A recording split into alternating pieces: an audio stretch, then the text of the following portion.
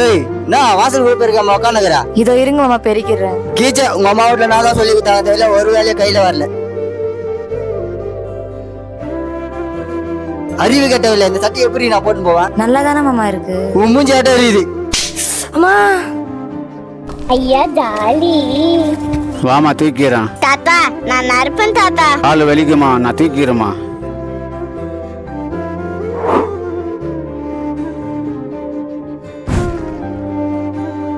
ஒன்பது மணி ஆயிடுன்னு தூயினுங்கிறா பாரு. ஏமா என் பேச்சு அவன் கஷ்டப்படணும், அது மகாராணி மாதிரி இருக்கும். ஆமா அப்படி சொல்லியே செல்லம் கொடுங்க. நாளைக்கு மாமியார் வீட்டு போய் என்ன கஷ்டப்பட போறாளோ. நான் அறிவு வரைக்கும் என் பேச்சு என்னம்மா கஷ்டம்.